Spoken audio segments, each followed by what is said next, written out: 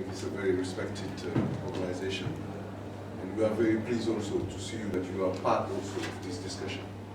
Because this discussion is not only about countries, it can be also a class fight. Those who have and those who have not. You have demonstrated the case in some of the states in the US. And while you were making your presentation, we could have even make a comparative study between that and those of what we call the Annex I countries, the rich countries, and the developing countries. And Africa is most of them are here.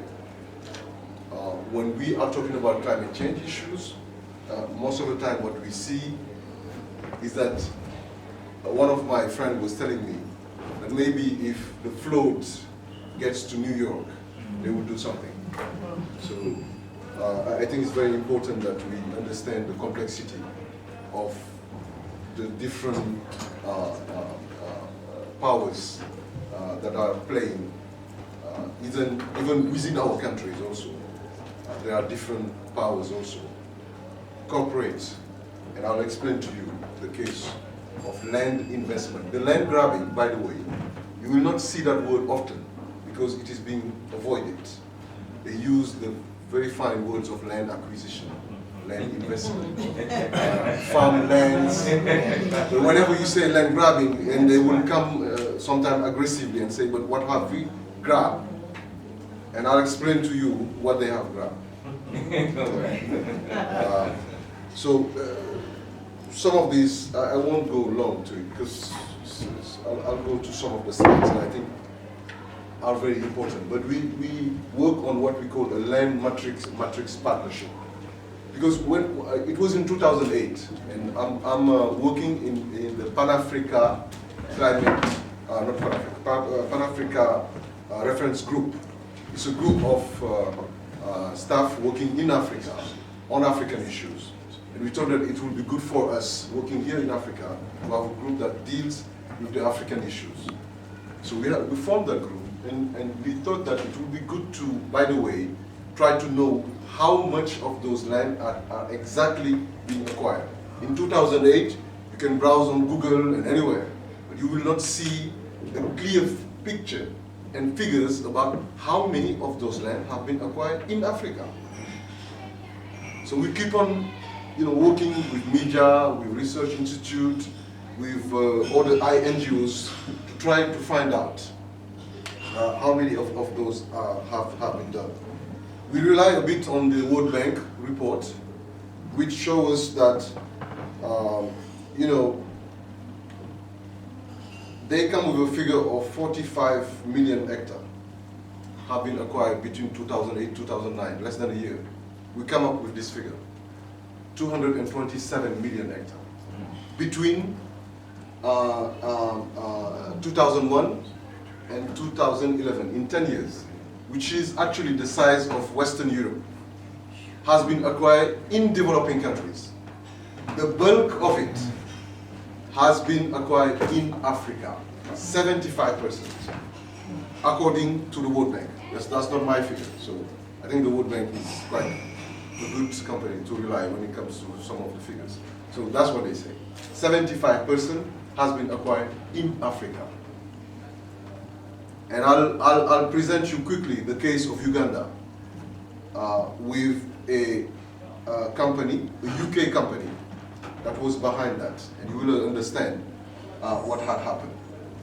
By the way, Uganda is just one. You go into any country in Africa, you will find the same case. Just weeks before I came here, 5 people died in my country, in Senegal, because of land grabbing issues. They've been killed because between the government, between the companies, an Italian company wanted to acquire 20,000 hectares in that area, and that's what happened. And that's just one of the stories. We have many in Mali, in Zambia, Ethiopia, and Sudan are the biggest one. And guess what? When the companies look for land to acquire, you know what they look for? They look for a country where the governance is weak. They don't look for countries where, you have strong civil society, good people who can say no. No, they don't look for it because they know they won't succeed. So they go into countries like Sudan, and you know what's the case in Sudan. You know what's the case also in Ethiopia, where most of the civil society has been silenced by a law that the government has put, telling you that if you receive more than a certain percentage of your money from outside, you are no longer allowed to say anything about the internal politics here in our country. We're just a way for them to silence them. So this is the World Bank report that I was talking about. It was released in 2010, and here is what they are saying, that according to press report, investors express interest in 45 million hectares of land in less than a year, 45 million. Out of these, 75%, which is 32 million hectares, were in sub-Saharan Africa. It's a lot for our people. It's a lot also because if you listen to most of the investors, what they are telling you is that these lands are idled. They're nobody. It's forest and this and that. They're nobody because of the fact that after the colonization, they changed the law by saying this. By default, all the land belongs now to the state. It's had never been like that before colonization. And then by default, even if you live in an area, if you don't have one of those titles that African people usually never seen before, because a title means that you live in an area for centuries, your family lives there, then it belongs to you. And they come with the colonial laws that says if you don't register, and you pay a certain amount of money, this land belongs by default to the state. But actually, it doesn't belong to the state. The state just have a trust to keep that land for its own people. And that's how the law has been actually changed. But let me also say that this land grabbing is also driven by biofuel companies. They want us to grow food and, no, it's not even food, what I'm talking about. They just want us to grow products to feed the cars that they're driving outside of this continent. Because the Europeans have said that 20% of their energy should come from biofuels. So now where will they grow it? They say, go to Africa. There's plenty of land. Nobody is using it. But you go to any countries, all the land are being used by pastoralists passing by an area. If you choose to take those lands, you are taking away a pathway that the pastoralist was using for centuries. And those lands are being acquired. Again, let's come back to the figures that I shared with you. The World Bank has said again that 88% of the land that has been acquired has not been utilized.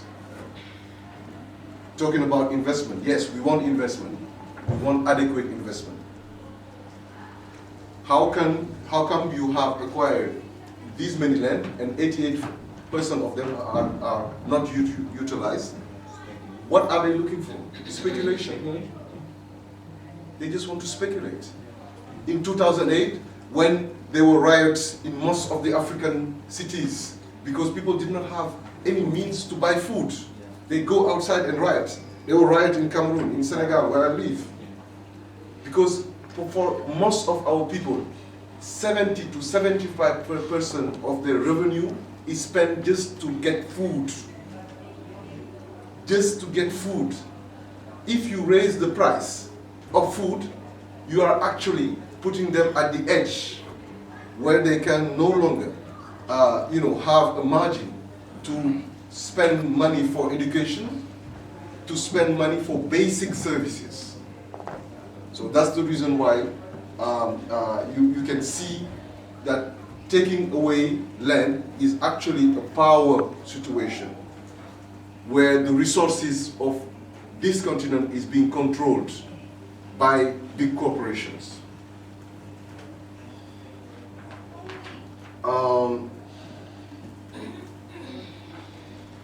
The other aspect that has also triggered this land aspect is the financial crisis. The hedge funds, when they look at the situation, they say, if the price of food is going up, let us invest on producing food. So they acquire land to also make sure that they can get a good investment, a good return in investment. So as we go, land is being more and more scarce. Now there is less land. I was saying to also one of my friends that usually, I mean, if you look at really, if they were truly honest about coming and investing in Africa, we have a huge area of land, by the way. We have the Sahara Desert. You can come and grab some land. But they come and take the most fertile land, right in between the middle of the Congo area, up to the other side. They don't come into the upper north where it's quite the Sahelian band that go up to the north of Senegal to Djibouti. They are interested by the most one. They're not only grabbing land, by the way, they're also grabbing water. Water is a diamond for most of the population that live in the Sahelian area. People spend half a day, whole a day, to walk back and forth, and mostly women, to get the water and bring it back and start making food for the family. So I think it's very important for us to bear that in mind. In the rural area, most of the food is produced by women, and it is not actually accounted when you're talking about production of food, it is auto-consumed by the family. But it is important for us to bear in mind the role that women are playing in the agricultural sector in Africa. But let me say this. Land rights are human rights. There is a principle that we always need to bear in mind. It is the free, prior, informed consent. You cannot take away the land of a community without their free, prior, informed consent. It is a key principle. You cannot take away the land of the people without adequate compensation. You have to compensate them. You cannot take away the land without a transparent and full impact assessment. When we were starting to do our research on land grabbing in Africa, all the contract was signed under the table. It is surrounded by secrecy. So nothing was transparent. We did not know how much of those land. Some were being evicted from the land without even knowing what they can do. So why are we saying land grabbing? In one of these cases, if one of these cases happen, you can say that there is land grabbing. If you violate the human rights, especially those of women, what you're doing is land grabbing. If you don't respect the principle of free, prior, and informed consent, you are taking away the land of the people. If you ignore the impact on social, economic, and gender relation in the environment, what you're doing is land grabbing. And if you avoid also transparent contract, you are entering into a land grabbing situation. I'll finish with this case study, which was done in Uganda in Eastern Africa, next to Kenya, in that area, very green, beautiful country.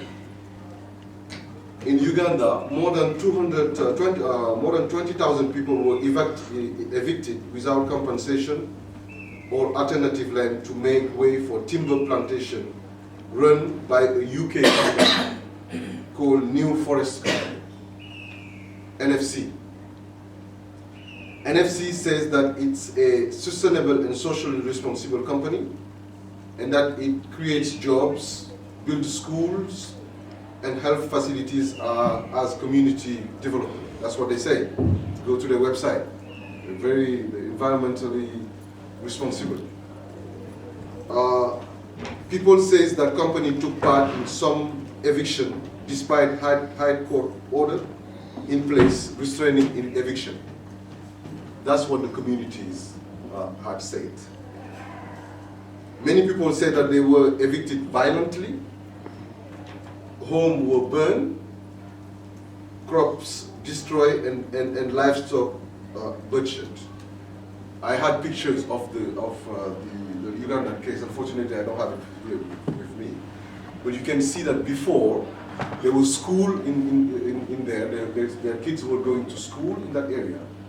And after the forced eviction, they did not have even where to put their children. The school was destroyed. The whole environment was burned.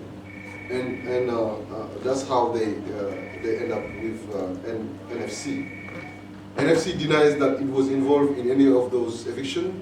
It says that eviction was the responsibility of the Ugandan National Forest Authority.